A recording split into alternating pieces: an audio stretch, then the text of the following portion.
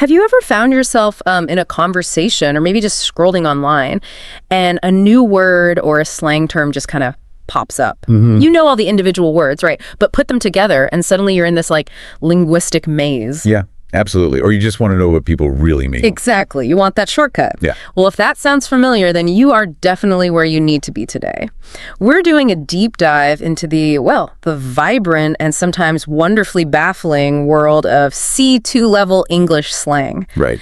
Our mission is pretty clear. We've got this comprehensive list, 50 modern slang expressions, all with real-life examples.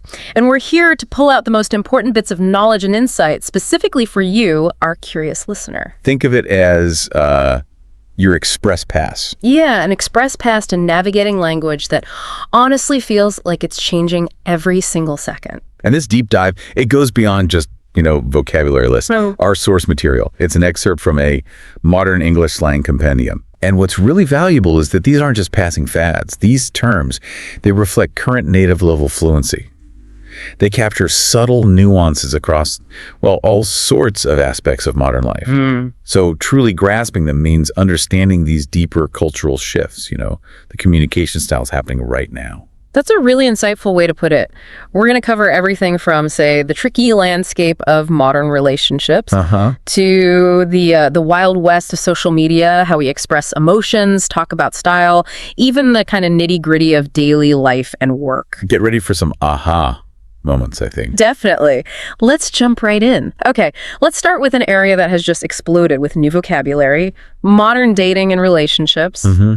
It really has. It's kind of remarkable, isn't it, how technology, dating apps, evolving social norms, they've completely reshaped how we interact romantically. Oh, absolutely. The way we connect, or sometimes, importantly, don't connect, it's definitely spawned a whole new lexicon. It really has. And it's fascinating because these terms, they act as incredibly concise shorthand for really complex social dynamics. Right. They manage to bottle up subtle behaviors, emotional states that just a few years ago we didn't really have specific labels for. They kind of formalize these experiences. This gives us a shared language. Shared language is so key for understanding, So let's unpack some of the most common and frankly pretty intriguing terms you'll likely encounter. Okay. First up, the dreaded ghosting. This basically means abruptly ending all communication with someone, maybe after a date, maybe just whenever, without any explanation. Yeah, it's gone. Exactly. You might hear someone say, he completely ghosted me after our first date and never replied to my texts. Poof. Ouch. Then there's benching. This describes keeping someone, on standby, a backup option. You're kind of stringing them along. Right. Keeping your options open, but maybe not in the fairest way. Exactly. Imagine someone saying, I realized she was benching me when she only texted me late at night. Only when convenient. And that leads into breadcrumbing too, doesn't it? Yeah. Leading someone on with these small, maybe friendly messages, flirty comments. Little crumbs. Yeah, little digital crumbs, but with no real intention of a serious relationship. He only sends flirty texts when he's bored. I think he's breadcrumbing me. It's interesting how these terms really highlight a certain, maybe, lack of directness that digital communication sometimes allows or even encourages. That's a good point. And that kind of leads us directly to the idea of a situationship. Oh, yes. Which is, a romantic relationship, often physically intimate, but it just lacks any clearly defined status or commitment. It's ambiguous. Very ambiguous. You hear the frustration, right? Like, are we dating or just hanging out? She asked. Totally tired of their undefined situationship. That uncertainty, yeah, it can be exhausting. Now, another term, this one describes more of a manipulative pattern, is love bombing. That sounds intense. It is. It's giving someone excessive affection, gifts, flattery, but in a manipulative way. The goal is to quickly win them over. Almost overwhelmingly. Exactly. A classic example. On the first day of meeting, he sent dozens of roses. It felt like love bombing. It's too much, too soon. Right. Feels off. And just to quickly mention a few others in this whole relationship space, cloaking. That's standing someone up for a date and then blocking them everywhere. Wow, adding insult to injury. Totally. Then orbiting, that's liking someone's social media posts, watching their stories, but without any direct communication, just kind of hovering. Like a satellite? Yeah. Woke fishing is pretending to have progressive values to attract a partner. Cuffing season, that's the urge to find a partner for the colder months. A seasonal thing. right? A catfish is someone with a fake online profile, obviously. And wifey, that's a term, sometimes affectionate, sometimes maybe a bit objectifying. For a girlfriend, seen as wife material. What's really insightful about terms like, say, ghosting, breadcrumbing, and situationship is how they formalize these previously kind of amorphous, often hurtful behaviors in the digital dating world. They give people a common vocabulary, to talk about and process experiences that used to just be vaguely bad dates or being messed around. Right, it gives it a name. Exactly. Yeah. This new language, it signifies a collective push, even if it's often unspoken, for clearer communication, or at least acknowledging its absence. So for you, understanding this isn't just about definitions, it's about recognizing patterns, getting a clearer lens on modern social dynamic. It's all about that clearer lens, isn't it? Yeah. Totally. And speaking of the digital world, let's shift gears to the internet and social media. Okay. These platforms have become just massive engines for new slang, reflecting unique online behaviors, influence, the challenges of digital interaction. It's huge. It is remarkable how many of these terms, they don't just stay online, do they? They've seeped right into everyday face-to-face conversations. Oh, completely. It just highlights how pervasive the internet's influence really is on, well, all of our communication. This next batch really shows the kind of wild dynamics of online spaces. Let's start with Karen. Right. That one's definitely out there. It's a pejorative term, generally for an entitled, often middle-aged woman who demands special treatment or complains a lot. The stereotype is pretty specific. Yeah. For example, that lady who demanded to speak to the manager over a small refund, total Karen behavior. Yeah. And then there's clapback. Ah, the clapback. A quick, sharp response to criticism or an insult. Like, when the troll insulted her, she had the perfect clapback ready. Bam! Very direct. Yeah. And the term clout is so relevant now, especially with influencers. Definitely. It just refers to influence or popularity, especially on social media, often something people actively chase or show off. Right. Someone might say, she posts outrageous photos just for clout, hoping to get more followers. And then to stan someone. Oh, yeah, the stans. It means to be an extremely devoted, maybe even obsessed fan of someone or something. You say, I absolutely stan that band. I know every single lyric. It's intense fandom, and the acronym GOATEOAT. Greatest of all time. Exactly. Used to call someone or something the absolute best in their field. Many consider Serena Williams the GOAT of tennis. Pretty common now. Very common. Now, a term that has definitely sparked a lot of debate, cancel culture. Complex topic. It is. It refers to the practice of collectively withdrawing support, especially online, from public figures or companies seen as offensive. For instance, the comedian faced cancel culture after some old tweets resurfaced. Yeah. And just to be clear, our goal here is simply to help you understand the term and how it's used, not to endorse any particular view on the practice itself. That's important context. Yeah. Okay, that brings us to FOMO, fear of missing out. Ah, the anxiety of the modern age. Totally. That anxious feeling that everyone else might be having fun or important experiences without you. I had serious FOMO when I saw all my friends at the concert last night. We've all felt that, I think. Probably. Yeah. Then, to spill the tea. Means share the gossip, right? Exactly. Reveal the juicy information. Come on, spill the tea, I urged my friend. Get the gossip flowing. And for those online arguments, you need receipts. Oh, you gotta have the receipts. Proof or evidence, usually digital, like screenshots, to settle a dispute or prove someone said something. You said you didn't, but I have the receipts, she said, pulling up the message. Can't argue with the receipts. A few others quickly. Okay, boomer. That dismissive retort, usually from younger people to older ones. Based, meaning confident in being yourself, unashamed. And simp, which describes excessive submissiveness towards a love interest, often online. You know, the speed at which terms like Karen, clapback, and cancel culture have taken hold, it really reflects this profound societal tension, doesn't it? Between calls for immediate accountability, online anyway, and the complexities of public forgiveness in this digital age. That's a really sharp observation. So for you, the listener, understanding these isn't just about decoding online chat. It's about recognizing these shifting power dynamics, the constant search for authenticity, even performative authenticity in our digitally saturated world. It truly is. And the way these terms capture complex online stuff leads us nicely into how slang helps us express emotions more generally. Right. New terms are always popping up to capture nuanced feelings, immediate reactions. It makes you wonder, why do we need these new words when we have so many perfectly good old ones? Well, that's the fascinating part. These terms, they add a specific color, and intensity to communication. They often reflect a more informal, direct way of expressing yourself that maybe older terms don't quite capture as vividly. They get the feeling across instantly. Exactly. Okay, prepare for some terms that will definitely have you feeling things. Kicking us off, slay. Slay. Very positive. Very. It means to do something exceptionally well, succeed spectacularly.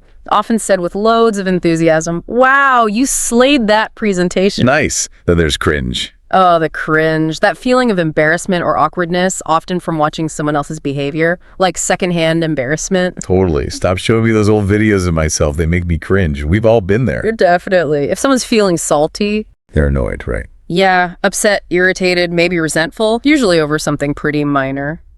He got really salty when he lost the game by just 1 point. Holding a grudge. Kinda. And if something is savage... Ooh, savage. Can be good or bad almost. Yeah, it's bold, fierce, or maybe ruthlessly witty, sometimes in a cool, impressive way. Did you see her response to that troll that was savage? Like, brutally honest, but effective. Gotcha. And that kind of leads into shade, maybe? It does. Shade is subtle, often clever disrespect or insult. Throwing shade means making that kind of insult. Often with plausible deniability. Exactly. You might hear someone mutter, that was some serious shade. If you're... Shook. Surprised, shocked. Extremely surprised, shocked, or just unsettled. I was completely shook when I saw the bill for the meal, like taken aback. Okay. We also have sick, which is slang for cool or awesome. Yeah. Totally the opposite of its usual meaning. Right, like that's sick means that's great. Precisely. Have you seen his new guitar? It's sick. And for when something is just incredibly funny, we say, I'm dead. As in dying of laughter. Exactly. Did you hear what he said? I'm dead, she gasped between laughs. Huh. Oh. Other quick ones here. Mood, used when something is super relatable and matches your current feelings. Slaps means something is exceptionally good, often a song or food. This pizza slaps. And extra, meaning over the top, excessive, or dramatic behavior. These terms, they really allow for incredibly quick, impactful expressions. You see it particularly among younger generations, right? They seem to value that brevity and emotional resonance in communication. It's like a linguistic shortcut. Yeah, exactly. A shortcut to conveying a whole feeling with just one word. That linguistic efficiency is so key. Okay, now let's dive into the world of fashion, personal style, how people describe looking good. The aesthetics. Right. Language here can be super subjective and incredibly trend-driven. What's cool today might be cringe tomorrow. That's a great point. And these terms, they often aren't just about the clothes themselves, are they? They encapsulate this blend of confidence, effort, current aesthetic values. It's the whole presentation. Totally. It's the vibe, which is actually one of the words. But first, let's get into how people talk about looking fabulous. Starting with drip. Drip? Heard that one a lot. Yeah, it refers to style or fashion, especially fashionable, attractive clothing. Basically, having good style. Check out his new jacket. He's got serious drip now. Okay, so it's about the overall look being cool. Yeah. Then there's bougie. Sometimes spelled B-O-U-G-I-E, means fancy, luxurious, or high class, often with a little hint of being flashy or trying too hard, maybe. Right, like she chose the most bougie restaurant in town for her birthday dinner. Yeah. A bit extra, perhaps. Could be. We also have Gucci, used like good or cool. Just like the brand. Yeah, probably borrowing from the brand's luxurious image. Means excellent, cool, fine. That plan is Gucci with me, she said, meaning everything's fine, I agree. Okay, versatile. And vibe, as we mentioned, the atmosphere or feel of a person or place can also mean being in tune with something, usually positively. I love the vibe in this cafe. It's so relaxed and cozy. You feel the vibe. And when something is really amazing, exciting, fun, especially parties or events, it's lit. Yes, the concert last night was lit. The crowd went wild. High energy, great time. Got it. And if someone is called a snack. Yeah, that's slang for a very attractive person. So good looking that one is. Metaphorically, snacking on them with their eyes. Like, okay. Wow, look at Jake in that suit. He's such a snack. It's objectifying, but usually meant playfully, I guess. And snatched. Snatched means looking very fashionable, well put together, perfect, on point, often used for makeup or an outfit. Like flawless. Exactly. Her makeup is snatched as always flawless and beautiful. You might also hear low-key, meaning somewhat, kinda, or secretly. I'm low-key excited. Or finna, which is just slang for fixing to, meaning about to. I'm finna leave. These terms, they really do reflect a societal focus on aesthetics, don't they? Self-expression, the subtle cues we send through our appearance, our overall presence. Yep. They kind of underscore how much value we often place, consciously or not, on the impression we create, often aiming for that effortless, cool maximum impact. Absolutely. Maximum impact with minimum, or seemingly minimum, effort. Okay, to round things out, let's look at terms describing modern life, our responsibilities, work, our evolving social awareness. Right. These terms often bubble up from shared experiences, don't they? Economic realities, a growing collective social consciousness. They offer this linguistic snapshot of common threads in modern living. Good way to put it. Let's start with adulting. Adulting, the struggle is real. Isn't it? Doing those mundane but necessary adult tasks. Paying bills, chores, appointments. I have to pay all these bills, she groaned. I hate adulting. Relatable. Then there's the side hustle. Very common now. A secondary job or gig that earns extra income on top of your main job. Right. Like, she writes freelance articles as a side hustle to supplement her teaching salary. The gig economy in action. Exactly. The term flex. Showing off. Pretty much. Showing off or boasting about something, especially wealth or possessions. He loves to flex his new car at every chance. Look what I got. And a glow up. That sounds positive. It is a big improvement in appearance, style, or confidence compared to how someone was in the past. What the transformation. Yeah, she really had a glow up from high school to college. She looks amazing now. It's about positive change. Nice. Then there's the famous or infamous Netflix and chill. Right. Doesn't always just mean Netflix and chillin'. Exactly. It's a slang phrase, means hanging out at home, usually implying watching Netflix together, but often used as a euphemism for a casual hookup. You got to read the context. Definitely. Their study session turned into Netflix and chill, if you know what I mean. Wink, wink. Gotcha. And the term woke. Right. This one means being aware of social injustices and discrimination, originally slang for being alert to social issues. Often used in political or social contexts now. Yeah, like he's really woke. He reads about politics and always votes. And again, just like with cancel culture, we're presenting this term to help you understand its meaning and usage, not taking any political stance ourselves. Important clarification. And lastly, props. Giving credit, right. Exactly. Short for proper respect, means respect or credit due to someone. Props to you for finishing that project ahead of schedule. Good job. These terms, taken together, they really do highlight these broader societal shifts, don't they? From the rise of the gig economy with side hustles, the pursuit of self-improvement in glow-ups, to this increased social consciousness filtering into everyday chat with terms like woke. They're like mirrors. Yeah, mirrors reflecting how we navigate and discuss our contemporary lives. It's quite something. Wow. Okay, that was a serious deep dive. We just unpacked 50 C2 level slang terms, each with some real-life context. Hopefully you now feel we're equipped, right, with a stronger understanding of modern English. Our goal was really to give you that shortcut to being well-informed, quickly, thoroughly, but without feeling totally overwhelmed by just a massive list. And remember, language is alive. Yeah. It's constantly evolving. It doesn't stand still. Never does. So understanding these terms isn't just about, keeping up appearances. It's genuinely a key to unlocking richer communication, to truly grasping the nuances of contemporary conversations, whether they're happening online or right in front of you. So what does all this mean for you, listening right now? In a world where new slang seems to pop up daily, what does the rapid adoption, the spread of these specific terms tell us about our changing values, our priorities, maybe even our anxieties?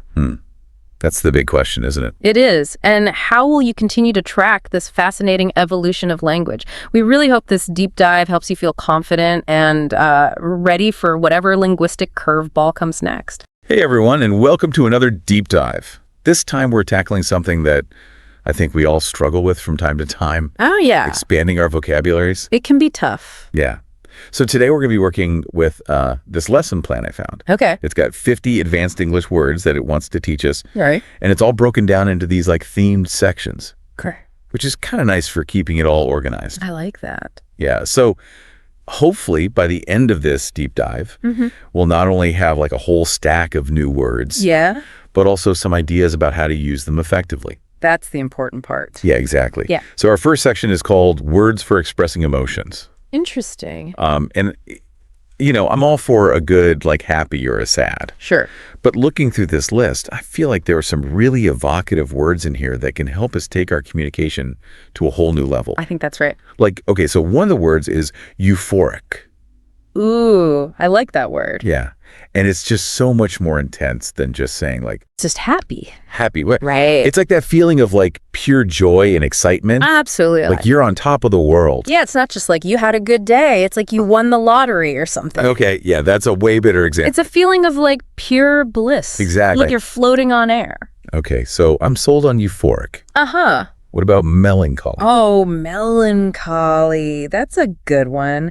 It's so much more layered than just sad. way more. Yeah, it's not just like you're bummed out about something. Right. It's more of a deep, thoughtful kind of sadness, often tinged with a bit of like nostalgia or longing for something. Okay, so how does mastering all these subtle shades of emotion actually help us?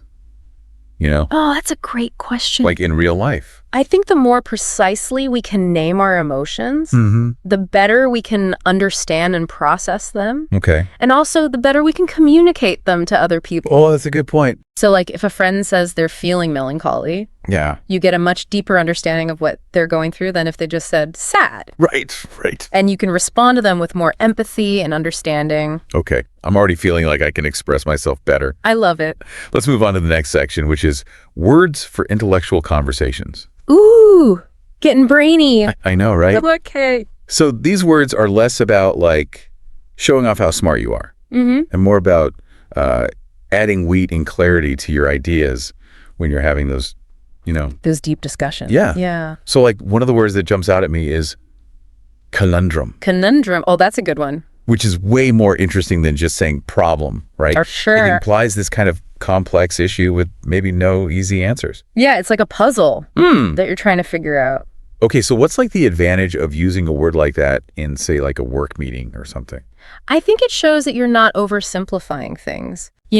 You're acknowledging that the situation is complicated. Yeah. And that it requires like careful consideration and discussion. So it can help elevate the conversation. Exactly. Okay, one of my favorites in here is ephemeral.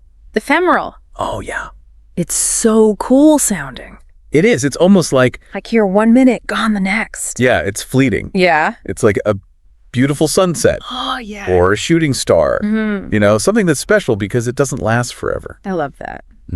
Okay, this next one, ubiquitous.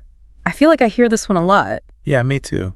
but I'm not always sure if I'm using it right. Well, it means that something is like everywhere. Okay. You can't escape it. Like smartphones are ubiquitous? Exactly, they're everywhere. Okay, but isn't just saying like common good enough? I mean, I guess you could say common, but ubiquitous just has a little more oomph to it. Okay. It suggests that something is not only common, but it's also having a significant impact on our lives. I see. Like smartphones aren't just common. They've changed the way we communicate. Right. The way we work, the way we do everything. Okay. Ubiquitous it is. Last one from this section before we move on. Yeah. Ambiguous. I always kind of fumble over that one. Ambiguous basically just means that something is open to interpretation. Okay. It could have multiple meanings or be unclear. Like a piece of abstract art. Exactly. Okay. But how does that word actually work in like a real conversation? Well, let's say you're talking about a movie with a friend. Okay. And you say the ending was really ambiguous. Yeah. You're not just stating a fact, you're inviting a discussion about what the ending could mean. Oh, that's cool. It's a way to like spark a deeper analysis of something. Okay, I'm starting to get it. Yeah. All right, let's move on to words for describing people now. Oh, I like this section. Me too. We're going to have fun with this one. Yeah. Okay, so describing people accurately, it's a real art form, Yeah. And these words in this section will give you the tools to create these like really vivid portraits with your language. Okay, well, let's start with charismatic. I always think of someone who like Oh, yeah. just owns a room. They have this magnetic energy. It's like they just draw you in. Yeah, exactly. But it's more than just being charming. Okay. It's about inspiring others through your words and your actions. Like Martin Luther King Jr. Exactly. Okay, so it's about impact as much as personality. Yeah. That's interesting. Okay, so what would be like the opposite of charismatic? Well, maybe like reclusive. Okay. Someone who prefers to be alone. Like a hermit. Yeah, or like a brilliant artist who creates their masterpieces in solitude, Right. away from all the distractions of the world. Okay, I can think of a few authors who fit that description perfectly. I bet you can. All right, cynical. I always struggle with this one Yeah, it can be a tricky word. because it just seems so negative. It does have a negative connotation. But it's basically about having a distrustful view of human nature. Okay. You know, always expecting the worst from people. Like they think everyone has an ulterior motive. Exactly. So they see the world through this lens of like, Skepticism. yeah, okay. Yeah. But why use cynical?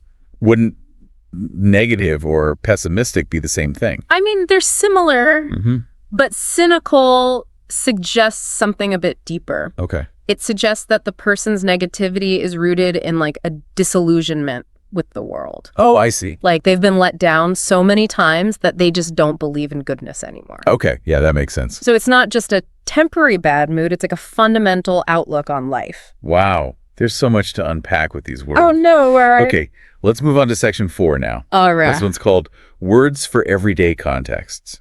Everyday context. Yeah, so are we talking about like spicing up our grocery lists now? Haha, maybe. Uh-huh. But actually, these words might seem less flashy than the ones we've talked about so far. But they're super important because they're the words we use most often in our daily lives. So like mandatory. Mandatory, yes. That one we hear all the time. Oh, yeah. It's everywhere. It just means like something is required, no two-ways about it. Right. Like paying taxes. Unfortunately, Unfortunately. yes, very mandatory. Exactly. But is there like... But think about how that word is used in different situations. Okay. Like a sign that says fasten seatbelt.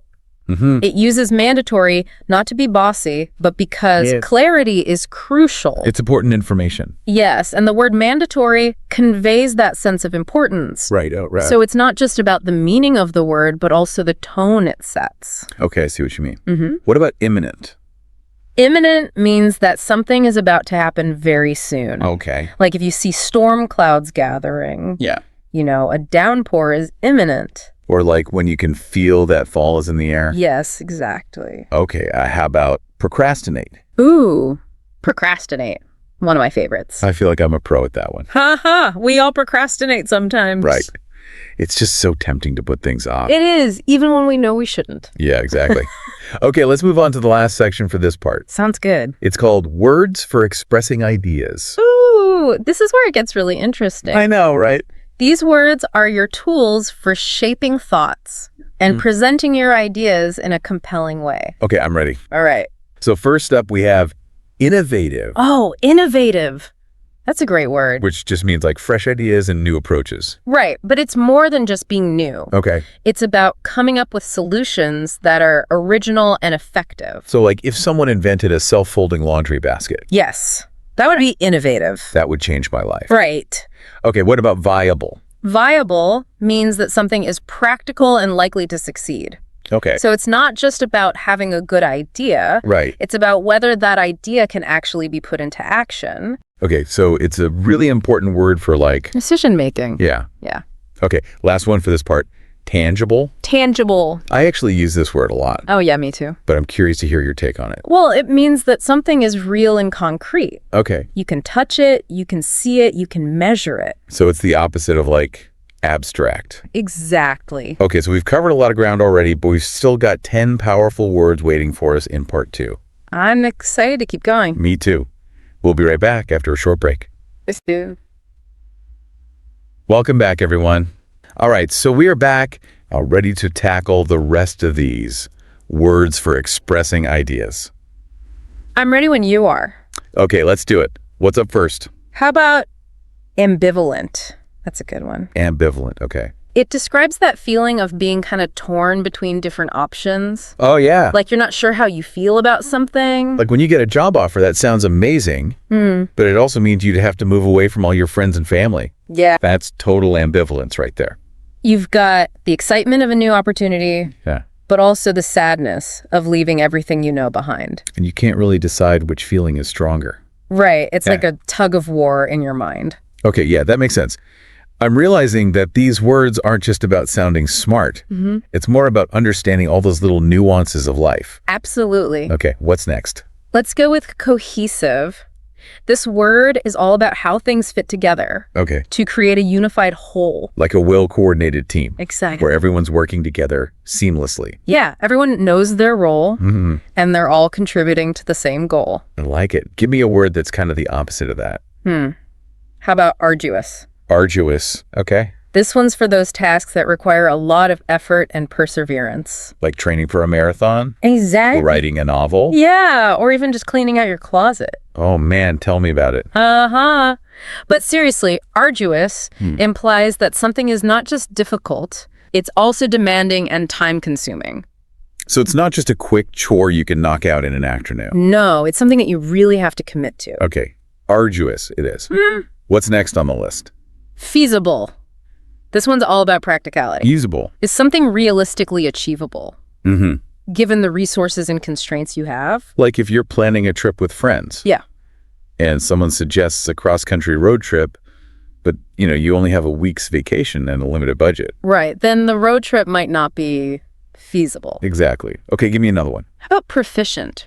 Proficient. Oh, yeah, that's a good one. It means you're skilled or competent in a certain area. Like, I'm pretty proficient at baking chocolate chip cookies.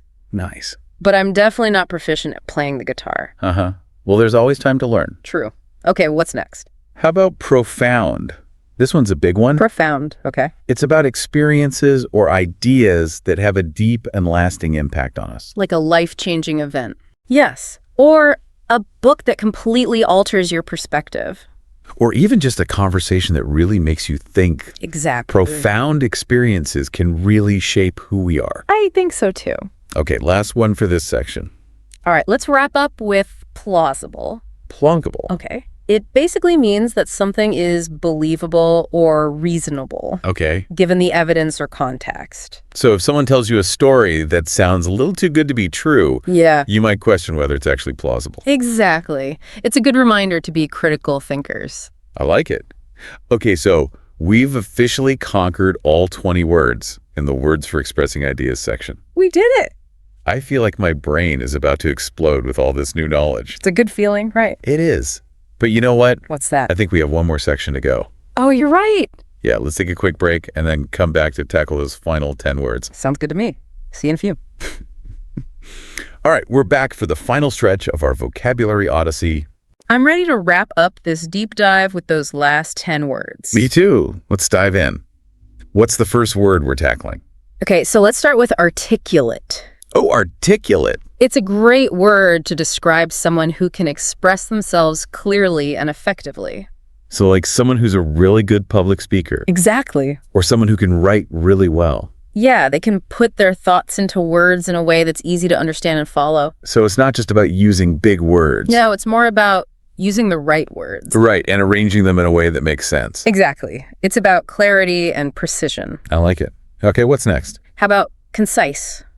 Concise, okay. It means expressing something in a brief and to-the-point way. So it's like the opposite of rambling. Very much. So like instead of saying due to the fact that, you could just say because. Exactly. It gets the point across without any unnecessary fluff. I think that's important in any kind of communication. Yeah, being concise can really help keep people engaged. Especially in today's world where everyone's attention span is so short. So true. Okay, what's next on our list? Eloquent. Eloquent. Ooh, I like that one. It's similar to articulate, but it takes it a step further. Okay, how so? It suggests that someone is not only clear and effective in their communication, but they're also graceful and persuasive. So they have a way with words. It's almost like poetry? Yeah, think of someone like Barack Obama. Oh yeah, he's definitely eloquent. His speeches are always so moving and inspiring. Okay, eloquent is definitely going on my list of words to use more often. Haha, me too. Okay, what about fluid? Fluid. Okay. It describes something that flows smoothly and effortlessly. Like a dancer's movements? Yeah, or a writer's prose. Or even just a really good conversation. Exactly. When something is fluid, it just feels natural and easy. I love that. Okay. What's next? Let's talk about persuasive. Persuasive. It's all about convincing someone to see things your way. Okay, so it's like being able to make a really strong argument. Yeah, and using logic and evidence to support your points. And maybe appealing to their emotions a little bit too. Maybe a little. So it's a really important skill to have in any area of life. Absolutely. Whether you're trying to get a promotion at work or convince your friends to try a new restaurant. Persuasion is key. Okay, give me another one. How about succinct? Succinct. It's similar to concise, but it emphasizes being even more brief. So it's like getting straight to the point without any extra words. Exactly. Think of it as like a Twitter post. Where you only have 280 characters to get your message across. Perfect example. Okay. I can definitely see how being succinct can be a valuable skill. Especially in written communication. All right. What are we down to? We have 3 left. How about coherent? Coherent. Okay. It means that something is logical and easy to understand. So all the ideas are connected in a way that makes sense. Yeah, there's a clear flow from one point to the next. Okay, so it's like the opposite of being all over the place. Exactly. Okay, what's next? Compelling. Compelling. This one's about capturing someone's attention and making them want to learn more. So it's like being able to tell a really good story. Yeah, or giving a presentation that really draws people in. So it's about being engaging and interesting. Exactly. A compelling argument or story is one that you can't help but listen to. Okay, last one. What is it? Insightful. Ooh, insightful. I like that one. It describes someone or something that offers a deep understanding of a topic. So like a really thought-provoking book? Yeah, or a conversation with someone who really knows their stuff. It's about getting beyond the surface level and really exploring the nuances of an issue. Exactly. Insightful observations can really change the way we see the world. Wow. I feel like we've covered so much ground in this deep dive. I know, right? It's been quite a journey. We started with just a list of 50 words, and now I feel like we have a whole new understanding of how to use language effectively. It's amazing how much power there is in words. I know. And it's not just about sounding smart. It's about connecting with others. Absolutely. And expressing ourselves in a way that's authentic and meaningful. Well said. Thanks. So to all our listeners out there, we hope you've enjoyed this vocabulary adventure as much as we have. We encourage you to keep exploring new words. And keep pushing yourselves to communicate more effectively. And never underestimate the power of language. Thanks for joining us, and we'll see you next time for another deep dive. Bye, everyone. All right, so today we're going to do a deep dive into business English. Okay. But not just like your basic, vocabulary and definitions. We're going to kind of go a little bit deeper into like how language can actually completely transform your presence in like any professional setting. Yeah, you know what's so interesting about that is that we tend to focus so much on like the technical aspects of language, grammar and vocabulary, all that stuff. But we kind of forget about the psychological impact of the words we choose. It's like having a secret code almost that can influence, how people perceive us and how they respond to our ideas, and ultimately how we can really, effectively navigate the world of business. Okay, so not just about sounding smart or professional, Right. but using language strategically to like get what you want. Exactly. Like think about it. Every phrase, every word is like a little signal. It conveys more than just the surface meaning. Okay, I like that. So you've got a script here with 20 powerful business English phrases. So what are some of the first ones that can help us make a strong first impression? Well, right out of the gate, we have, let's get started. Seems simple, right? Yeah. But it's actually a really good way to subtly establish leadership. Taking initiative to kick things off, you're signaling confidence and a proactive mindset. I can see that. But doesn't it also depend on like the context? Like if you're in a meeting with your boss, maybe you want to let them take the lead. Yeah, for sure. Adaptability is key. Yeah. Let's get started is perfect for situations where you're expected to take charge. Or, like you said, if you want to like inject some energy into a conversation that's stalled. But reading the room is important. Always. Okay, so it's not just about memorizing the phrases. It's about understanding like the nuances of when and how to use them. Yeah. Okay, what's next? Okay, so we have, I'd like to introduce Handy. Now this might seem like basic courtesy, but it's actually a little deeper than that. When you take the time to introduce people, you're showing respect for them and acknowledging their presence. And this can really foster a more inclusive and collaborative atmosphere right from the start. Yeah, it's funny how something so simple can have such a big impact on the whole dynamic. Okay, I'm starting to see the power of these phrases. And then there's, can we schedule a meeting? Again, this might seem obvious, but think about it. What's the alternative? Popping into someone's office or, sending a bunch of emails back and forth. Right. But formally requesting a meeting shows respect for their time, and it shows that you're organized. Okay, I'm definitely guilty of the popping in. I can see how that can come across as disorganized. or even disrespectful, especially for people who really value structure Totally. and clear communication. Yeah, and everyone's so busy these days, so valuing people's time is a huge asset. Okay, so we've talked about those first few phrases, setting the tone and creating that positive first impression.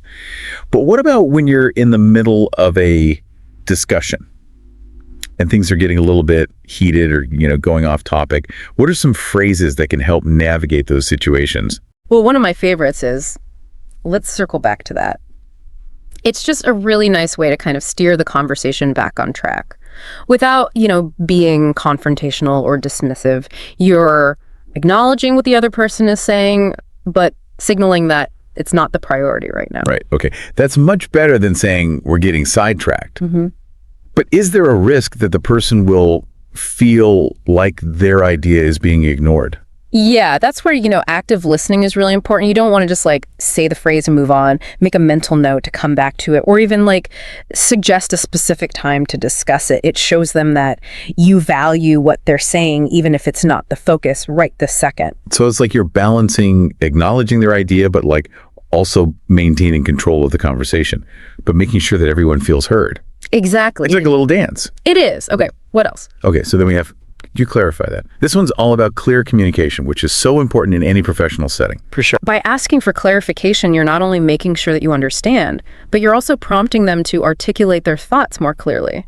Yeah, because sometimes you think you understand what someone means, but then when you ask for clarification, it can reveal these hidden nuances, or even prevent misunderstandings later on. Exactly. And especially in business where decisions have big consequences, clarity is crucial. Yeah, it can be the difference between a successful project and, a big mistake. Huge. Okay, so we've covered setting the tone, protecting everyone's time, steering the conversation back on track, and making sure that everyone's communicating clearly. What's next? So welcome back to our deep dive into, the power of language and business English. Okay, so before we move on to the next set of phrases, I think it's interesting that you mentioned empathy. I usually think about empathy in terms of personal relationships, not really in the workplace. Yeah, that's a pretty common misconception, actually. But, even in a professional setting, you're dealing with people who have, their own motivations and perspectives and even insecurities.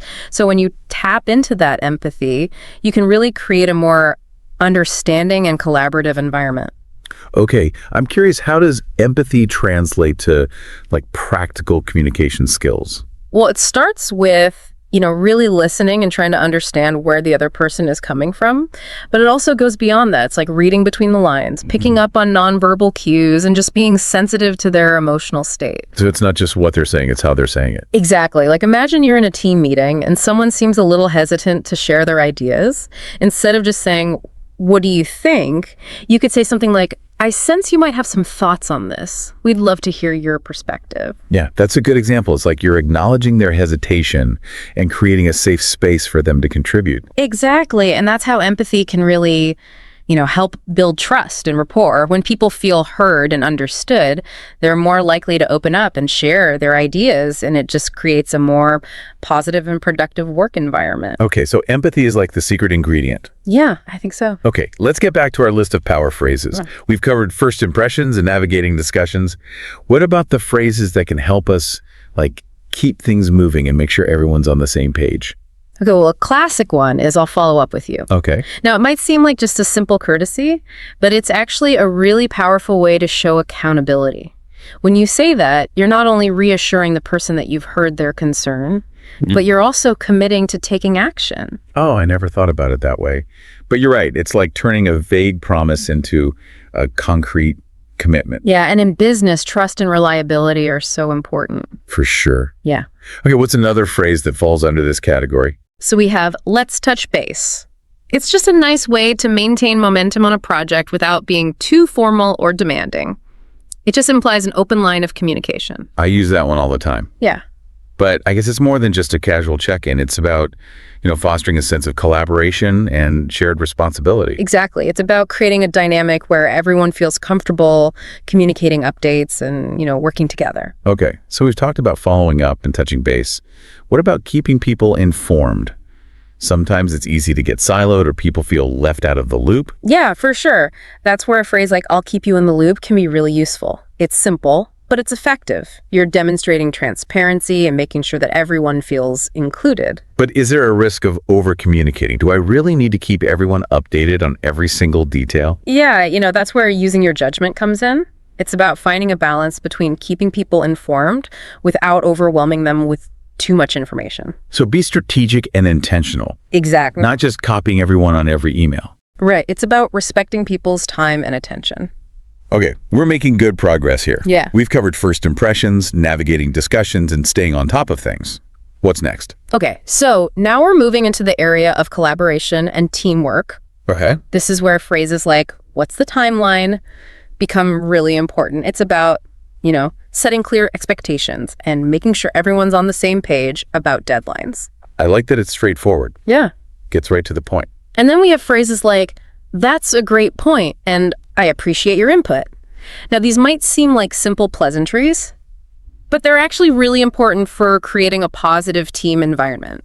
Yeah, you're acknowledging their contribution and validating their ideas. Exactly. It's about creating a space where people feel comfortable sharing their thoughts, Without being judged. Right. I've definitely been in meetings where people are like afraid to speak up. Yeah. Because they don't want to be like shut down. It makes a big difference. Okay, what else? So then we have, let's table this for now. This is a great way to acknowledge an idea without letting it completely derail the conversation. Right, the art of the gentle deferral. Yeah, I like that. So many meetings get sidetracked. Totally. Like one little tangent. Exactly. And this is a way to say, we hear you, but let's stay focused. Okay, I'm liking these insights. And to round out this section on collaboration, we have, how can I assist you? Okay. This might seem basic, but it's actually a really powerful way to demonstrate teamwork and support.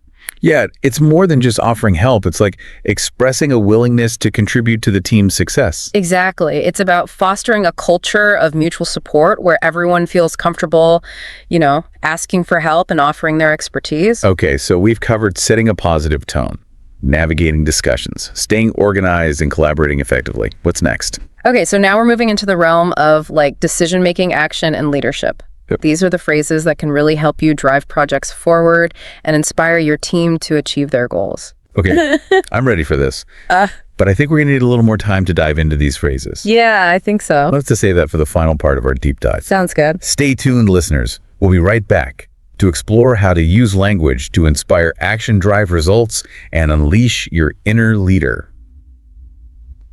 Okay, so we're back for the final part of our deep dive into business English. And we're talking about how to use language to really inspire action and drive results and unleash our, inner leaders. Exactly. So we've unpacked a lot already. But I think this last set of phrases is where it gets really interesting. You're right. These final phrases are all about moving from discussion to decision-making and from ideas to action. Okay, I'm ready. So let's start with, we need to align on this. Okay. This phrase is all about achieving consensus, making sure everyone's moving in the same direction. It's particularly effective when you're facing a complex decision or when there are differing opinions. Okay, so it's more collaborative than just dictating a decision. Exactly. It's more inclusive. Yeah, you're inviting everyone to participate in the decision-making process. Right. And that makes people feel more ownership of the outcome. Exactly. Okay, so Yeah. we need to align on this. It's about getting everyone on the same page. What's next? Okay, so next we have, let's prioritize. Okay. This is about, focusing your energy on the most important tasks. Right, because it's easy to get bogged down Totally. in a million little things. Especially in a fast-paced business environment. Yeah. But this phrase helps you cut through the noise and stay focused on what really matters. I like it. It's like a mental decluttering tool for your to-do list. I like that. It forces you to say no to the things that aren't essential. Exactly. Okay, so we've got alignment, we've got prioritization. Yeah. What other phrases can help us move from talking to doing? Okay, well, I'd like to emphasize, this is a really good way to draw attention to certain points and make sure they don't get lost. Okay. It's particularly useful when you're presenting or leading a discussion or giving feedback. Oh, it's like a verbal highlighter? Yeah. It's like, pay attention, this is important. Exactly. Cool, what's next? Okay, we have, can you provide an update? This one is all about accountability and making sure that projects stay on track. Okay. It's a really simple way to request progress reports, gather information, and keep everyone in the loop. I use that one all the time. Yeah. But I guess it's more than just asking for information. It is. It's about setting expectations and keeping things moving. Exactly. And it helps everyone feel accountable for their part of the project. Okay, so we've covered alignment, prioritization, emphasis, and accountability. What other phrases can help us really inspire action? Okay, well, there's that classic, we need to think outside the box. I know it's a bit overused, but the sentiment behind it is still really important. Right. It's about encouraging creativity, challenging assumptions, and exploring new possibilities. I admit I kind of roll my eyes when I hear that sometimes. Yeah. But you're right, it's about the intention. It's about pushing ourselves to be more innovative. Exactly. Okay, what else? And finally, let's move forward with this plan. This one is all about decisiveness and taking action. Okay. It signals that the decision has been made and it's time to get things moving. It's like a call to action. Exactly. All right, we've covered so much today. It's amazing how much power these little phrases have. I know, it's pretty cool, right? It's like you've given us a secret decoder ring for business success. I like that. So as we wrap up this deep dive, what's one final question you'd like to leave our listeners with? Okay, think about this. Beyond these specific phrases, what personal qualities do you think contribute to effective communication? Is it confidence, empathy, active listening? Ooh, that's good. Cultivating those qualities can really make you a more impactful communicator. Yeah, because communication's about so much more than just the words, right? It's about connecting with people and building trust and inspiring action. Exactly. So keep practicing and keep refining your communication style. And keep striving to connect with people in meaningful and authentic ways. Until next time, go out there and communicate like a pro. All right, let's dive in. We're taking a look at something pretty fundamental today. Basic English greetings. Ah, yeah. You actually sent in a script for a language learning video. Yeah. Which I think is a super interesting way to think about how we use these phrases, even the ones that seem really simple. Yeah, it's true. I mean, greetings are interesting because they can be very simple on the surface. Right. But there's so much more to them. You know, there's all this cultural context and social nuance that we bring to them. Yeah. I'm excited to kind of unpack that. So your script actually starts with hello, which seems like the most, kind of universal greeting. You're right. Hello is something that can be used in almost any situation, whether it's formal or informal. But even though it's versatile, there are some subtle differences in how we use it. I'm curious about those. What kind of nuances are we talking about here? Well, if you think about hello compared to hi, your script puts those right next to each other. Right. And hello is kind of like the more formal, always appropriate greeting. Okay. Like a handshake. Gotcha. But hi is a little bit friendlier, a bit more relaxed, more casual. Oh, hi is more like a fist bump then. Exactly. Yeah. And you wouldn't really fist bump your boss at a meeting, right? Right. So that's kind of how it works with these greetings. Yeah, that's a really good analogy to kind of make sense of it. Mm-hmm. Now, your script also has these time-specific greetings. Good morning, good afternoon, and good evening. I've always wondered about these. Are they actually necessary, or can you just use hello for all of them? I think hello is like the basic greeting, the basic courtesy. Okay. But using those time-specific greetings shows that you're, aware of the time of day and the social situation. Right. And it's not essential, but it can make a good impression. So it's almost like you're saying, I'm not just greeting you, I'm also acknowledging the time that we're sharing together. Exactly. Yeah. Yeah. And in some cultures, it's really important to use the right greeting for the time of day. Right. It shows that you understand and respect their social norms. That makes sense. So now let's move on to how are you? I feel like I use this phrase all the time, but honestly, I'm usually not really looking for a detailed answer. It's more of a habit than a genuine question. You've touched on something really important. How are you has kind of become a social ritual. It's less about, finding out how someone is actually feeling. Right. And more about just acknowledging them. So how do we respond to this ritual? Your script gives a few standard responses like, I'm fine, thank you, and you. Oh. Or I'm doing well, thanks. Are those the best ways to respond? Yeah, those are great responses. They keep the conversation flowing without getting too personal. Right. You acknowledge the question, give a brief positive answer, and then politely turn the question back to the other person. It's amazing how much we can pack into these simple phrases. It's like a little secret code. It really is. And speaking of codes, let's look at what's up. Is this really a genuine question, or is it just a casual greeting? I feel like what's up is something you hear in movies and TV shows a lot, like a group of friends hanging out. Is it actually that common in everyday conversation? Oh, it definitely is, especially among friends or peers. Yeah. But it's not really an invitation to give a long, detailed answer. It's more like a quick check-in, like, hey, what's going on? So if someone asks me, what's up, I shouldn't launch into a story about my day. Right, unless they specifically ask for more details. Okay. The script suggests some casual replies like, not much, or just hanging out. Yep. Those keep things light and informal. So it's kind of like, what's up, comes in, says hello, and then flies away. I like that analogy. It really captures the essence of it. It's about connecting, not necessarily having a deep conversation. Okay, so we've covered hello, hi, the time-specific greetings, how are you, and what's up. Your script also includes nice to meet you and long time no see. Those seem pretty straightforward, but I'm guessing there's more to them than meets the eye. You're right. I mean, nice to meet you might seem obvious, but it really signals a first-time interaction. Right. It's like the formal way to introduce yourself. And long time no see means you've met the person before. Yeah, exactly. It acknowledges that you have some shared history, even if it's just a brief encounter. Okay. And it often leads to a conversation about what's happened since you last saw each other. So long time no see is more than just a greeting. It's a way to reconnect. That's a great way to put it. It's like an invitation to catch up. That's really insightful. Okay, the last phrase on your script is, how's it going? We already talked about how are you. How is this one different? How's it going is a little more informal. And it can be about more things than just how someone is feeling. Okay. Like, how are you is usually about their health or well-being. Right. But how's it going can be about work or life or just their general mood. So how's it going? It's kind of like giving them more options. Yeah, exactly. It's like you're inviting them to share, but without putting too much pressure on them. This is really making me think about all these little differences. Yeah, it's fascinating, isn't it? It is. So your script explains all these greetings really well. I mean, it gives examples and everything. But I wonder, are there any common mistakes people make when using them? Even native English speakers? Oh, all the time. Really? Like sometimes people use a greeting that's too formal for the situation. Like saying good evening at a lunch with friends? Exactly. Or using what's up in a job interview. Oh, yeah. That wouldn't go over well. No, not at all. And another common mistake is forgetting to reciprocate. What do you mean? Like, even if how are you is more of a formality, Right. it's still polite to respond and ask the other person how they are. So it's like an unspoken rule. You have to keep the conversation going. Exactly. If you ignore someone's greeting, even if it's just a hey, Right. it can seem rude.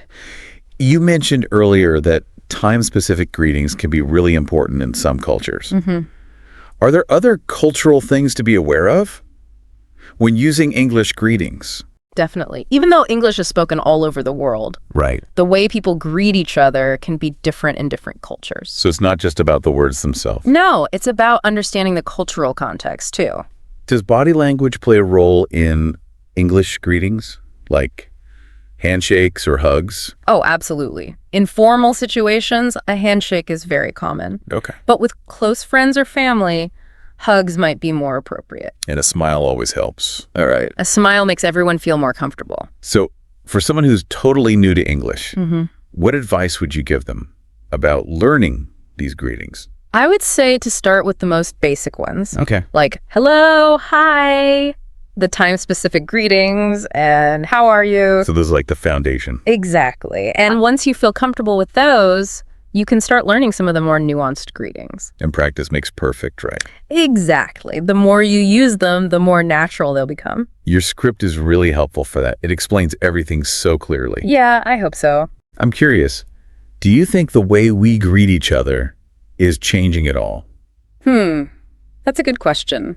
I mean, language is always evolving. Right. So maybe greetings are changing too. With things like texting and social media, we definitely see new greetings popping up. Yeah, like, hey there, or what's good? And don't forget about emojis. Oh, yeah. A wave emoji can be a greeting now. Right. It's like we have a whole new language of digital greetings. Yeah, it is. But I think those classic greetings will always be around. I agree. There's something timeless about them. It's like they're a fundamental part of human connection. Yeah, I think so. We've talked about so much today, We have. from the simplest greetings to the more complex ones, and even how greetings are changing in the digital age. It's been a really interesting discussion. Yeah, it's been a real eye-opener to think about greetings in this much detail. Right. They're so ingrained in how we interact. It's true. We don't always stop to think about them. So I want to leave our listeners with a little challenge. As we wrap up this deep dive, think about which greetings you use most often and why. Interesting. Is it the classic hello? Or maybe you're more of a what's up person? Yeah, good point. Whatever it is, think about what it says about you and how you communicate. And as you go about your day today, pay attention to how other people use greetings. Oh yeah, good idea. Notice the little differences in how they say them, the tone, the body language, all of it. It's like we're sending you all on a mission. Yeah, like a greeting detective. Exactly. You might even find a new greeting that you really like. Oh, that would be fun. And then you can add it to your own collection. Expand your horizons. All right, well, that's about it for our deep dive into English greetings. Thanks for listening, everyone.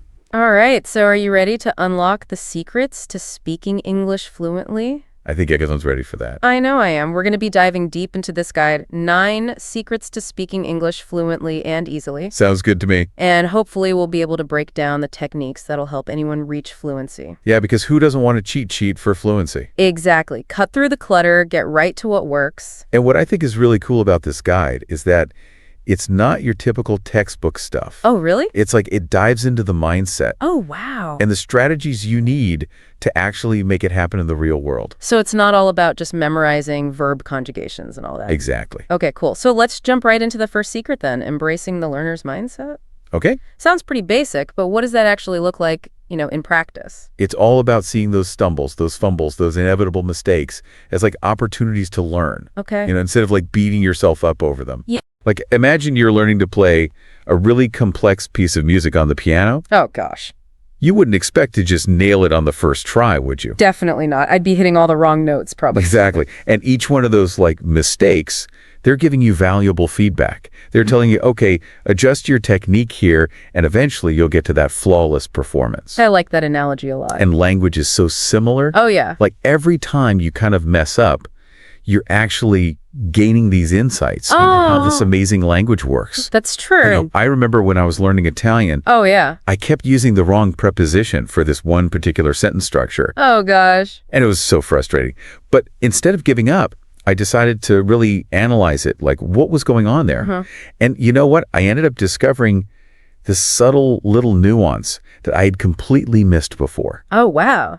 And my understanding of prepositions just like skyrocketed after that.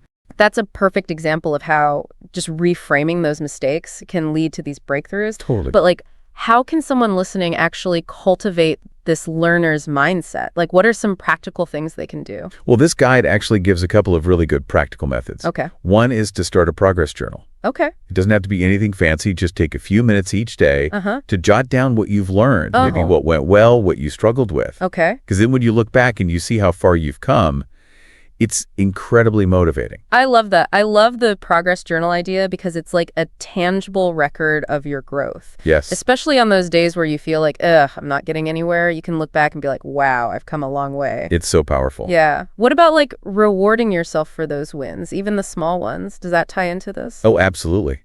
Celebrating those milestones helps reinforce positive learning habits. Okay. And it keeps you motivated, whether it's a small treat Yeah. or watching an episode of your favorite show. Yeah. Even just taking a break to do something you enjoy. Those little rewards, they go a long way. I like that. All right, so let's move on to secret number 2. Speaking as often as possible, even if you're alone. Okay. I have to admit, I've definitely caught myself having conversations with my plants in English before. I think we've all been there. But, is that actually helpful? It might sound a little silly, Yeah. but there's actually some solid science behind this. Okay. Because every time you speak, you're engaging those muscles that are involved in producing those specific sounds. I've never thought about that. It's like working out at the gym, but for your vocal cords and your brain. Oh, wow. I remember when I was getting ready for a big presentation in Spanish, Okay.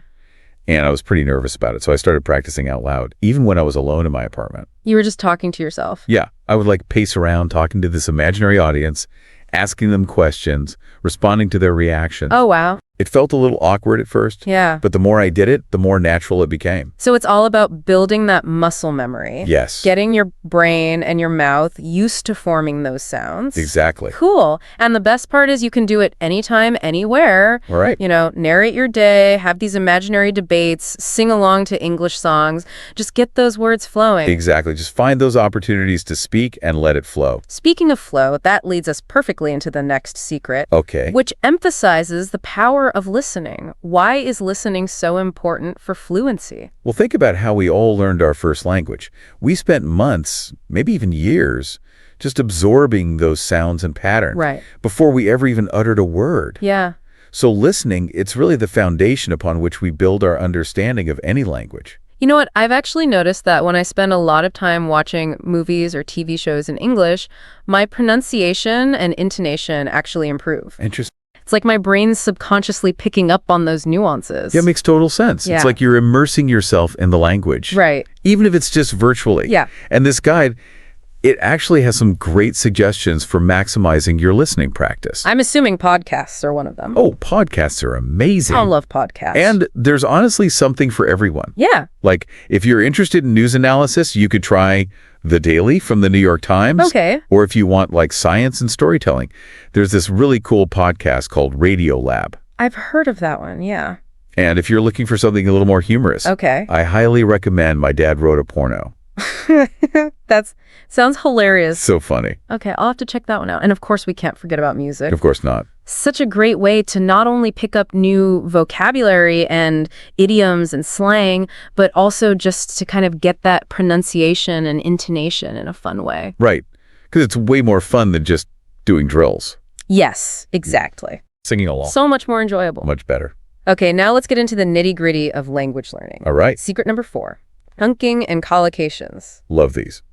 Can you break down for us what those are and why they're so important for fluency? Okay, so imagine you're building a house. Okay. It would take forever if you had to lay each brick one by one, right? Yeah, that would be very time-consuming. Chunking and collocations are like having these prefabricated walls and roof sections. Okay. So you could assemble things much faster Okay. and create a more, like, cohesive structure. I'm liking this analogy. So instead of focusing on individual words, we should be looking for these chunks of language. Yes. And these chunks are called collocations. Okay. They're so common in English. Okay. For example, we say heavy rain, Okay. not strong rain. Oh, that's interesting. Or make a decision, Yeah. not take a decision. I see. I think I do that sometimes. And that's where these collocations come in. They help you sound more natural and fluent by using combinations that native speakers just instinctively use. Yeah, because I notice that sometimes, like, I know all the vocabulary, but I can't quite figure out how to put them together in the right way. Exactly. So how can listeners start incorporating these chunking and collocations into their routine? So one really simple technique is to create what's called a phrase notebook. Okay. So as you're reading or listening and you come across these collocations, just jot them down in your notebook, Okay. along with their meanings and maybe some example sentences. I like that. And I would assume that these space repetition apps we talked about earlier would also be helpful for this. Oh, they're amazing for this. Yeah. Because space repetition helps move information from your short-term memory to your long-term memory Okay. by presenting you with that material at gradually increasing intervals. Gotcha. So it's like having a personal trainer, but for your vocabulary. Nice. Okay, let's move on to secret number 5. And this one might be reassuring to our listener. Okay. It's okay to simplify your sentence structures, especially at the beginning. Especially at the beginning. Does that mean we don't have to worry about grammar? No, grammar's still important. Okay. But fluency isn't about trying to build these like super complex sentences right away. Right. Actually, using shorter, simpler sentences can make you sound more confident and more fluent, Interesting. especially when you're still developing your skills. So it's more about clarity and conciseness than trying to, sound super smart with your grammar. Exactly. Imagine you're explaining like a really complex concept to someone. Okay. It's way easier to understand if you break it down into smaller, bite-sized chunks, right? Yeah, for sure. I definitely get caught up sometimes trying to construct these elaborate sentences, and it just ends up sounding confusing. It happens to the best of us. Yeah. So there's a really simple technique from the guide. Okay. You start with a basic sentence, Uh-huh. like, I enjoy reading. Okay. Then you gradually add details and complexity. Oh, I like that. So you could say, I enjoy reading books about history, Okay. And then expand it further. I enjoy reading books about history, especially biographies of influential leaders. So you're building upon that simple sentence. Yes. Without making it overly complicated. Exactly. So it's finding that balance between clarity and complexity. Yes. And, starting simple and then gradually working your way up. That's the key. And don't be afraid to experiment and see what feels more natural for you. Yeah. You might find that certain sentence structures are easier for you to produce than others. Right. The important thing is to keep practicing, keep refining those skills. Practice makes perfect, as they say. Or at least progress. Or at least progress, yeah. That's the goal. Exactly. Welcome back to our deep dive into the secrets of fluent English. So we've already uncovered some really cool strategies so far. Yeah, we're just getting started. But I'm always up for more tips and tricks, you know what I mean? What else does this guide have in store for us? It talks a lot about staying curious. Okay. And making your learning engaging. I can definitely see how that would be important. If you're genuinely interested in something, it's got to be way easier to stay motivated, right? Exactly. It's instead of slogging through those boring textbook exercises. Oh, yeah. You're exploring subjects that actually pique your curiosity. Right. Whether it's, technology, sports, global news. Okay. Even something like cooking or fashion. Ooh, fashion. That's a good one. Imagine diving into the world of fashion magazines and blogs and documentaries all in English. Yeah. You'd not only be picking up new vocabulary, but you'd also be gaining these insights into cultural trends and perspectives. Totally. That's exactly what it's all about. Okay. And it brings us to another important aspect of fluency, cultural immersion. Oh, okay.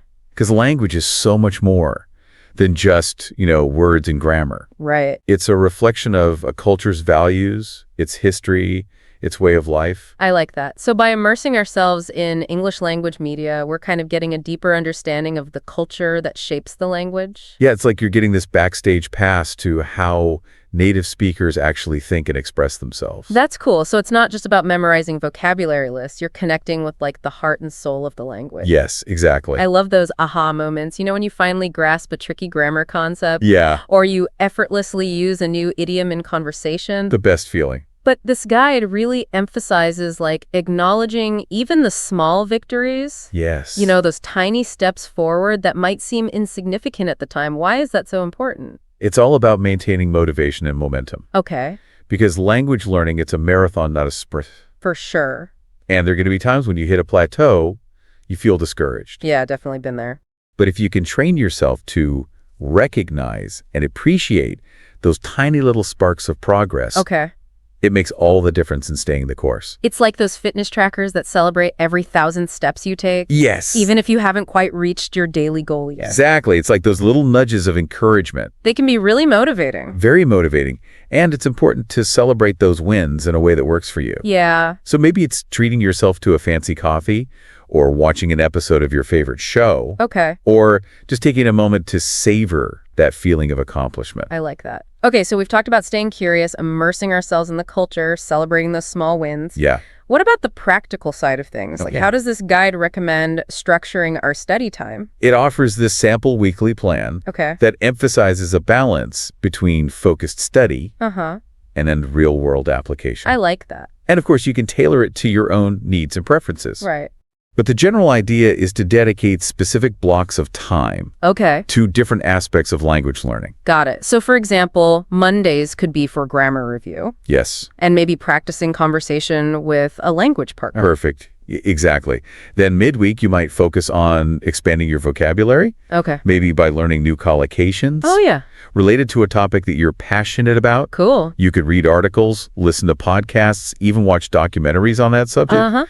And actively jot down any interesting phrases or expressions that you come across. I like that. And maybe Fridays could be for fine-tuning pronunciation through drills or shadowing exercises. Exactly. And don't forget to leverage the weekend for immersive experiences. Okay. Maybe you attend an English language meetup. Oh, cool. Or you watch a movie without subtitles. Oh, that's a good one. Or you just chat with a friend in English. Okay. Those real-life interactions are so valuable. Yeah, it sounds like the key is to create a routine that works for you and then stick to it consistently. Absolute. Consistency is key. Okay, but let's circle back to those 9 secrets for a second. Okay. And see if there are any specific strategies that we haven't really touched on yet. Okay. I know we talked about chunking and collocations in the first part. Yeah. Any additional tips on how to really master those? One thing this guide emphasizes is the importance of context. Okay. So don't just memorize collocations in isolation. Try to encounter them in their natural habitat, so to speak. Okay. Pay attention to how they're used in articles, books, movies, conversations. It's like learning a new dance move. You know, you can watch videos and try to mimic the steps. Yeah. But it's not until you actually get out on the dance floor Yeah. and try it out in a real setting that you truly understand how it works. I love that analogy. That's what it feels like sometimes. Yeah, the more you encounter those collocations in those authentic contexts, Okay. the later you'll understand their nuances and how to use them effectively. Okay, so context is key. What about those of us who tend to overthink our sentences Yeah. and get stuck in grammar land? Oh, yeah. Any advice for overcoming that? The guide reminds us that fluency is not about grammatical perfection. Okay. It's about conveying your message clearly and confidently, even if your sentences aren't perfectly structured. So it's better to speak like a slightly imperfect sentence fluently Yes, than to stumble over a grammatically perfect sentence. exactly. And remember that technique we talked about earlier, sentence expansion? Oh, yeah. You can start with a basic sentence and gradually add details and complexity as you become more comfortable. I like that. So the key is to prioritize clarity and flow over grammatical intricacy. Especially in spoken English, yes. Gotcha. Okay, I'm curious about those techniques we discussed for refining pronunciation, like reading aloud and shadowing. Yeah, Any additional tips for getting the most out of those? absolutely. When you're reading aloud, try to focus not only on the accuracy of your pronunciation, Okay. but also on the rhythm and intonation of the language. So it's not just about saying the words correctly, but also about capturing that natural flow and expressiveness. It's like adding musicality to your speech. Oh, I like that a lot. And what about shadowing? Okay, so one helpful tip is to break down the audio clip into smaller chunks. Okay. So instead of trying to shadow a whole podcast episode, Right. you could start with a short segment, maybe a minute or two. Okay. Listen to it several times, paying attention to the speaker's pronunciation and intonation. Then pause the audio and try to mimic the speaker as closely as possible. Gotcha. So it's like practicing a short musical phrase on an instrument, Yeah. getting each note and nuance just right before moving on to the next phrase. I love that analogy. It's perfect.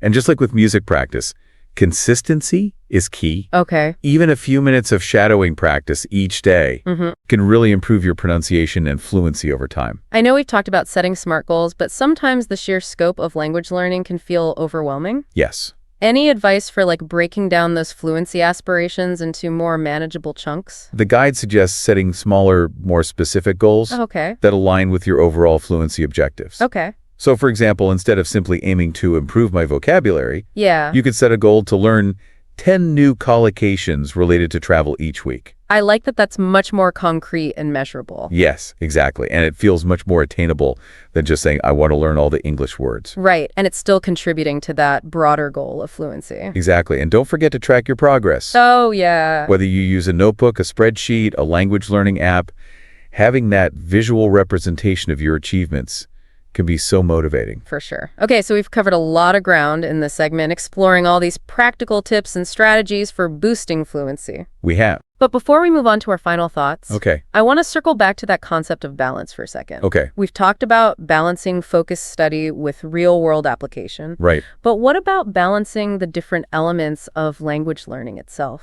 That's such a good point. Remember that three-legged stool analogy we discussed earlier? Oh, yeah. Fluency is built on that solid foundation of grammar, vocabulary, and pronunciation. And neglecting any one of those areas can weaken that entire structure. It's so tempting to focus on the areas we enjoy most. Yeah. Like, I love reading, so I could spend hours reading English novels Yeah. or binge watching TV shows, but then maybe I neglect those grammar exercises or pronunciation drills. Yeah, it's natural to gravitate towards what we find enjoyable. Yeah. But it's so important to find that balance Okay. that ensures that you're dedicating sufficient time and attention to all three legs of the stool. So how can our listener make sure they're maintaining that balance? The guide suggests creating a cyclical practice schedule Okay. where you alternate between those different areas of language learning. Okay. So, for instance, you might focus on grammar exercises and conversation practice on Mondays, Okay. vocabulary building and writing on Wednesdays, Gotcha. and pronunciation drills and listening comprehension on Fridays. So you're cycling through Exactly. and hitting all those different areas. Yes. And of course, you can adjust the schedule to fit your own preferences and learning style. Right. It's all about finding what works for you. That's the key. That's a great reminder because it's so easy to get caught up in one aspect of language learning and neglect the others. Yeah. But just like with a balanced diet, variety is key for overall fluency health. I love that analogy. Variety is key. All right, so here we are at the final part of our fluency deep dive. Yeah, we've explored 9 secrets, a whole bunch of strategies. Now we just got to bring it all together. So it's like our fluency action plan, ready to go to put it all into practice. Exactly. Okay, cool. So what are the key takeaways, the biggest ha moments from this whole guide? One of the most powerful ideas is that fluency. It's not like this finish line you cross. Yeah. It's this ongoing process. It's a journey of discovery and growth. I like that because then you can enjoy the process and celebrate those milestones. Exactly. And it kind of ties in with that whole learner's mindset thing.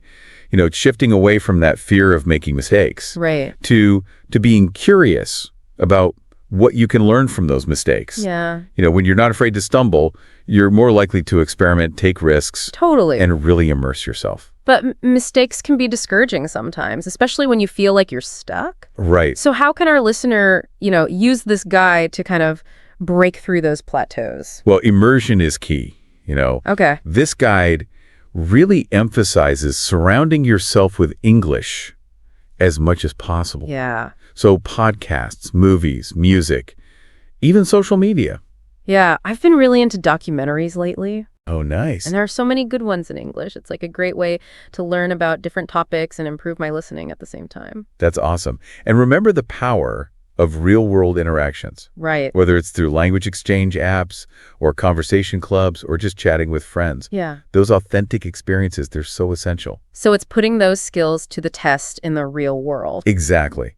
Which can be a little scary at first, but the more you do it, the more comfortable you'll get. Right. Okay, so let's go back to one of the most practical strategies from the guide, chunking and collocations. Yes. It's such a good way to sound more natural and fluent. I think such. Instead of searching for the individual words, you just have these ready-made chunks. It's like a secret weapon. Exactly. So the more you see these collocations in real situations, the better you'll understand them. Exactly. So it's not just about memorizing those lists. Right. It's about observing how those phrases are used in real life. Yeah. Noticing how a character in a movie uses a particular phrase. Yeah. Or paying attention to the word combinations in a news article. So paying attention to those little things. Exactly. And for those who get kind of bogged down by the grammar, yeah, remember fluency. It's not about perfection. So it's okay to start with those simpler sentences. Absolutely. And gradually add that complexity as you get more comfortable. Right. Just focus on getting your message across. Yes. Okay. And then last but not least, those techniques for refining pronunciation, reading aloud and shadowing. Those are good ones. Any final tips to make those even more effective? So when you're reading aloud, try to really embody the language. Okay. Pay attention to that rhythm, intonation, the pauses, the emphasis, like you're an actor delivering a line. Oh, channeling your inner Shakespeare. Exactly. And when you're shadowing, focus on those smaller chunks. Yeah. Listen really closely to how that speaker is shaping those sounds and try to mimic them. Yeah, and don't be afraid to record yourself. And then listen back. Because sometimes it's eye-opening. It's whoa, that's what I sounds like. Exactly. And when it comes to staying motivated, remember those specific achievable goals. Those SMART goals, right? Yes. But don't just vaguely aim for fluency. Right. Break it down into those smaller steps. Exactly. So, for example, you could say, I'm going to learn 5 new idioms related to work this week. Okay. Or I'm going to practice shadowing for 10 minutes each day. Okay. Because those concrete targets, they'll help you stay focused. And track that progress, so you can see how far you've come. It's encouraging, especially on those days when you're not feeling so motivated. Totally. Okay, so as we wrap up this deep dive, got to bring it back to balance one last time. Yes. Fluency, grammar, vocabulary, pronunciation. Make sure you're nurturing all 3. All 3 legs of the steel. Exactly. So, if you're spending hours and hours on vocabulary, but you're not practicing your pronunciation. Yeah, you got to shift your focus a little bit. Got to find that equilibrium. Exactly. And remember, the best way to learn is by doing. Don't be afraid to step outside that comfort zone. Right. And use your English in real life situations. Exactly. So ordering food at a restaurant, asking for directions, chatting with a stranger. Yeah, those interactions, they'll build your skills and your confidence. So there you have it. 9 secrets, a ton of strategies, and a reminder. Enjoy the journey. Embrace it. This guy asks a great question. How will you personalize these secrets and make them your own? It's up to you. So reflect on what you learned today and start creating your own path. Remember, language learning's an adventure. Keep practicing, keep exploring, and keep sharing your gift of language. Until next time, happy language learning. Ever get that feeling like English is playing a little prank on you? You know, like it's got these secret rules. Today we're doing a deep dive into some tricky nouns, words that even native speakers can trip over sometimes. Like think advice, equipment, even the word news. Like these words are so common, but they have these weird little rules. So our mission, today is to help you kind of steer clear of those grammatical potholes. And just help you sound even smarter, more confident with your English. Yeah, it is kind of fascinating how these simple words can kind of open up these deeper complexities, I guess you could say, about language, and even, I think, how we look at the world. Ooh, I like that. Okay, so wisdom time, lay it on me. So let's just start with this idea of uncountable nouns. What's the deal with that? Well, imagine you're trying to count water. So you can have some water or, a lot of water, but could you have 3 waters? It doesn't work that way. And uncountable nouns work kind of the same way. They represent these ideas or things that are seen as a whole, not really individual units. So it's more about the stuff itself, not individual pieces of it. Exactly. So take the word advice. Someone might give you a piece of advice, but never 5 advices. It's that whole concept of guidance that's being conveyed. Okay, yeah, that makes sense. So are there any clues that can help us spot these uncountable nouns when we come across them? Often, are kind of abstract ideas like information or knowledge. You can have lots of information, but you don't have many informations. This is making me realize how much we rely on context to understand the meaning. Like knowledge, that's a good example. You could expand your knowledge, but you never expand your knowledges. Exactly. The context tells us we're talking about this collective whole, not really separate pieces.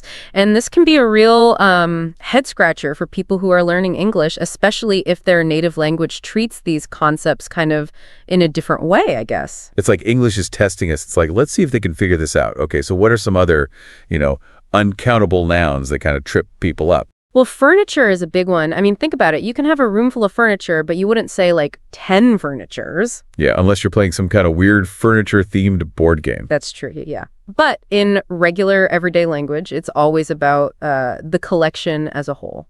Okay, so advice, information, knowledge, furniture, I'm starting to get it. What else should we watch out for? News is a sneaky one. It looks plural, but it's actually a singular, uncountable noun. You hear about the news or a piece of news. You never hear about many news, right? That one always throws me off. It feels like, there are multiple pieces of news all the time. Right, and there are, but the word itself, it's talking about this concept of current events, not separate stories. It's like a river of information constantly flowing. I like that. It's making me see the word news in a whole new light. So what about things that come in sets or groups, like luggage? Ah, yes. So luggage and baggage, those are both uncountable nouns. You can have many suitcases, but it's always luggage or baggage, never luggages or baggages. So even if I have just one little carry-on, it's still considered luggage. That's right. It refers to the whole collection of items you're traveling with, regardless of the number of pieces. Okay, so luggage is officially added to my uncountable nouns list. What about hair? I've heard people get that one wrong a lot. Yeah, so you've probably heard people talk about finding a hair in their food, right? And that's correct when you're referring to a single strand. But when you're talking about like the mass of hair on your head, it's always just hair, never hairs. So it's that collective whole, again, not individual strands unless they're, I guess, out of place, like in your soup. Exactly. Context is key here. This is making me wonder, are there any historical reasons why some of these words ended up being uncountable in English? Like, is there some logic to it? There are some interesting theories out there. Like, for example, the word news being singular. It might have roots in its early association with tidings, which is like seen as this like singular big announcement. That is interesting. So maybe it's not just random grammar rules, but maybe it gives us a glimpse into how people thought about these concepts way back when. Yeah, I think so. Language is constantly changing, but it carries traces of its past. It's fascinating. Okay, so we've got advice, information, knowledge, furniture, news, luggage, and hair. What other uncountable nouns should we add to our list? Let's do a few more that tend to cause some confusion. So when we talk about the material itself, paper is uncountable. You would ask for a piece of paper, not a paper, unless you're talking about a specific document, like a research paper. Ah, so that's how it becomes countable when it refers to a specific piece of writing. Exactly. And work follows a similar pattern. When you're talking about tasks and effort, it's uncountable. You have a lot of work, not many works. Unless you're talking about, Shakespeare's works, which are individual pieces of writing. Yes, precisely. So context, again, plays a big role here in whether these nouns are countable or uncountable. Okay, paper and work, got it. What else is out there? Research and evidence, those two can be a little tricky. You conduct research, you never conduct researches. And you might find a piece of evidence, never many evidences. Those are really good ones to keep in mind. I've seen people make those mistakes in writing before. It's a common slip-up, but, now you can avoid it. And for our last uncountable noun, let's talk about toast. Wait, toast. But you can have multiple pieces of toast, can't you? Yes, but when we're talking about the food itself, toast is uncountable, so you have slices of toast, not toasts. That one is surprising, but I guess it makes sense if you think of it as that concept of toasted bread rather than, counting each individual slice. Exactly. And of course, you can make a toast at a celebration, in which case then toast becomes countable because it's referring to that specific act or gesture. Wow, toast is quite the word. So these uncountable nouns are full of surprises, but you've done a great job explaining them for us. What's next? Okay, so we've talked about uncountable nouns, those words that resist the whole plural thing. But English, it wouldn't be English if it didn't throw us a few more curveballs, would it? Oh, absolutely. English just loves to keep us on our toes. And one way it does that is with those irregular plurals, with the words that just they break all the rules. Yeah, bring all those rule breakers. I'm ready.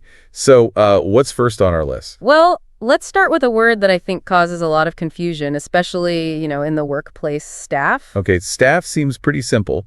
What's the catch? Well, staff, it's usually treated like a collective noun. So it refers to a group of people, but as a single unit, like a team. Okay. So if I wanted to, compliment the staff at my favorite restaurant, would I say the staff is amazing or the staff are amazing? That's where things get a little tricky. So in American English, we usually use a singular verb with staff. So you'd say the staff is amazing. Okay.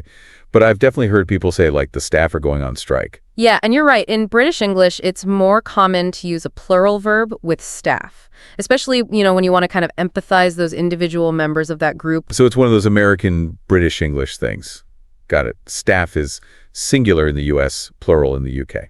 Okay, what's next on our list of these irregular plurals? Let's talk about police. This is another one that I think throws people off. It's always plural, no matter what. So even if I just see, one police officer walking down the street, I would still say the police are here. Yes, exactly.